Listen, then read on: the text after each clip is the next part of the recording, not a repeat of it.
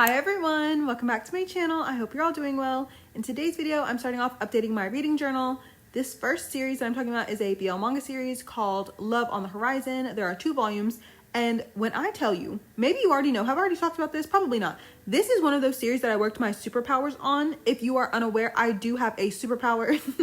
It is to get things that I love to be published into English officially. This series specifically is how I know I have a superpower, because I promise you, I have been wanting to read this series from the time I saw the cover and I knew nothing about it. There was nothing. There was no summary about it on Manga Updates. No one was like working on translating it. I think a scan team did eventually start working on it, but there was nothing about the series. I simply saw the cover of volume 1 and was like, I need to read that. And now here we are. Look at us.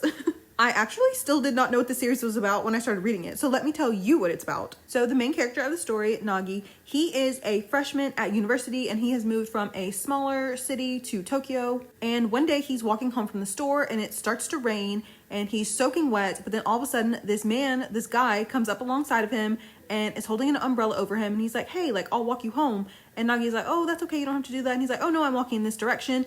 And they realize they were neighbors. Oh my God, they were neighbors.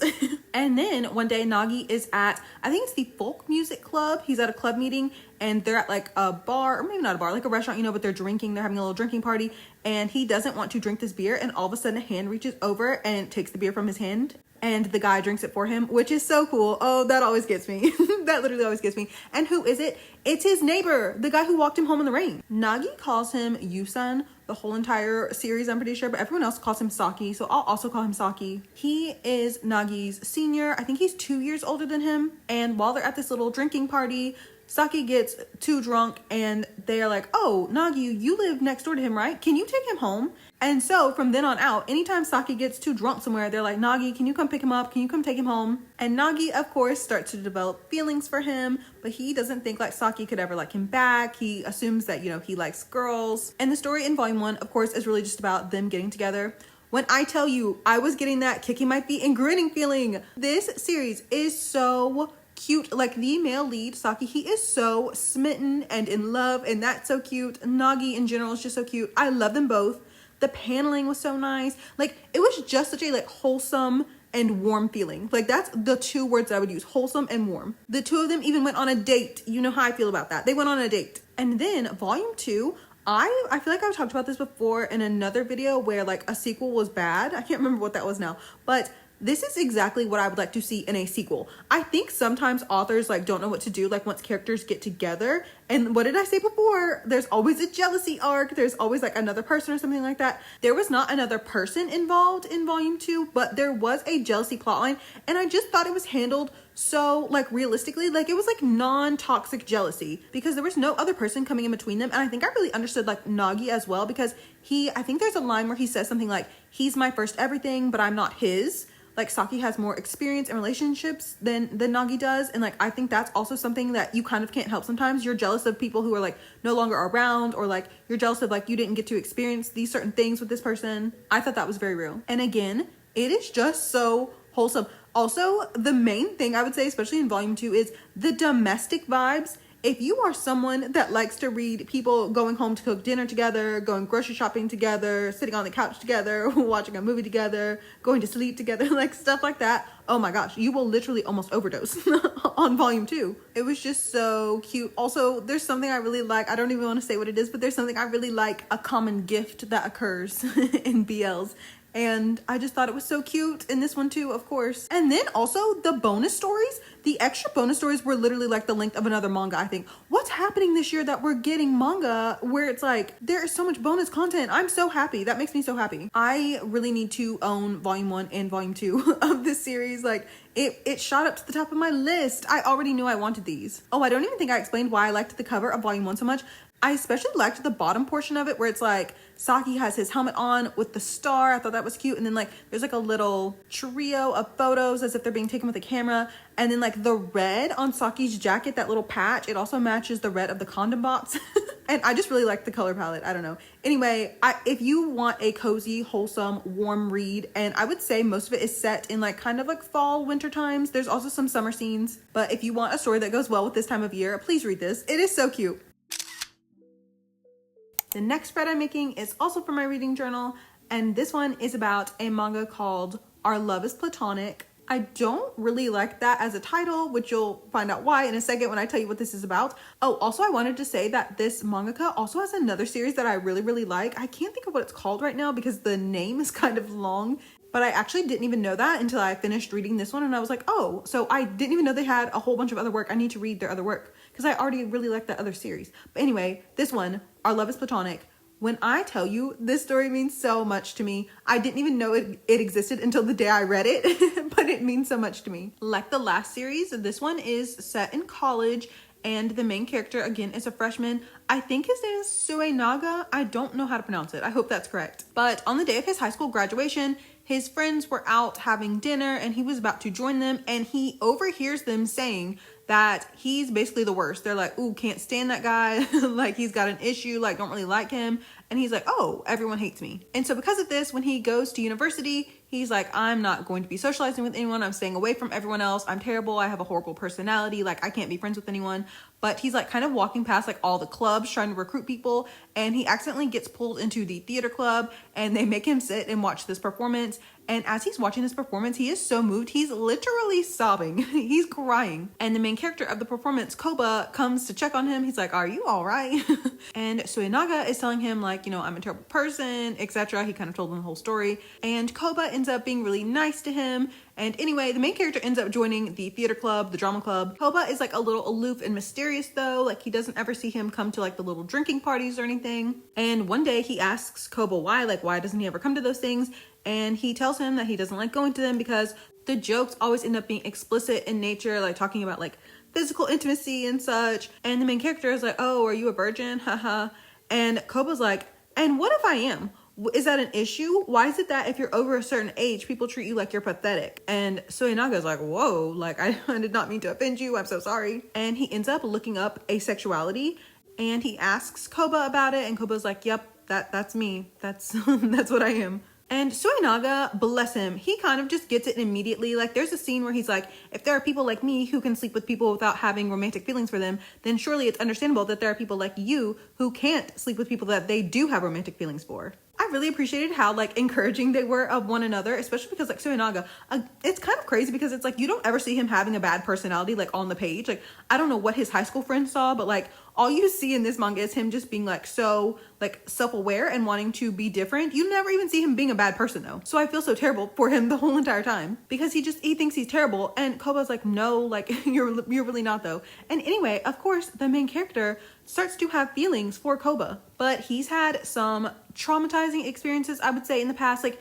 his like high school girlfriend, I think it was, broke up with him because he could never do anything other than like hold hands or hug. And then whenever Koba entered university, he said that he met a guy that he got along really well with at his part-time job, and he thought, oh, maybe it was just because I was gay, but he still couldn't bring himself to do anything further than just like hold hands, hug, like not even kiss. And the guy he was seeing pretty much told him like, oh, like you're not even gay, like I forced you into this, like you don't even really like me. And Koba was like, don't try to tell me my feelings. So anyway, he's understandably afraid that like he will end up getting hurt in the situation. Like, he does not want to date the main character because he just feels like one day, like him not being able to be like physically intimate with him like that will turn the main character away, and he'll just have his heart broken all over again. And at first the main character is like, oh, well, I've only ever kind of done stuff like that with women. Like, I have no desire to do that with men. But then later on in the book, he kind of realizes like, oh, wait, like maybe I do kind of want Koba like that, which I thought was so important. Like, maybe this is just me, but I loved that this manga showed that it wasn't just like oh, well, I'm not really into men like this anyway, so like, what does it matter? It's like, no, like he actually physically desired Koba, but he is still willing to give that up. He even says something in here about how like he's not going to pretend like all of that stuff isn't important to him, but the way he feels romantically about him is so much more important. It was just so beautiful to see that on page. To even have a BL story featuring a character that is asexual and one who is not, and them ending up together, and the asexual character not having to compromise anything about themselves is so beautiful to me. I actually really wish I could have read something like this when I was younger, like maybe like 19, 20, like I would have appreciated it. So I probably would have been in tears back then. Actually, it makes me wonder if the mangaka is asexual or maybe just like knows someone who is. I'm unfortunately running out of screen recording, but when I tell you this means so much to me that this exists, like the love and care and concern that they show for one another is really beautiful. And I just love that Koba is not made to seem like he's just like irrational or like strange or weird or like he should do anything to change himself. I love that the main character wants to be with him, for who he is, and loves and appreciates every part of him. And then also like vice versa, it's like Koba never tries to shame Suenaga for like physically desiring him as well. Like it's just treated and handled so well, so beautifully. I really appreciate that this manga exists. The last spread that I'm making in today's video is again for my reading journal. I read volume 1 of Omegaverse, and it was actually an arc. So thank you to Kodansha and NetGalley for allowing me to read an arc of such an interesting story. Like I said, this is just volume 1, and I think there are 10 volumes total. So that's kind of crazy. Like this is a story. Like we're gonna be in this for a while. But anyway, Omegaverse is sort of a historical, I feel like it doesn't have like a specific time. I'm gonna say maybe like the 20s though, 1920s in Japan, but it's a historical Omegaverse story.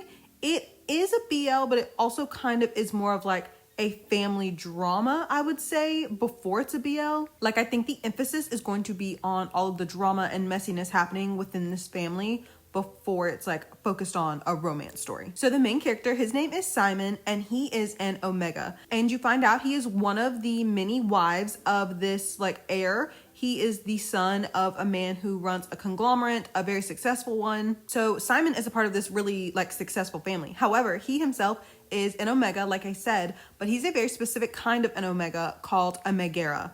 A Megara is an Omega who cannot give birth to children at all.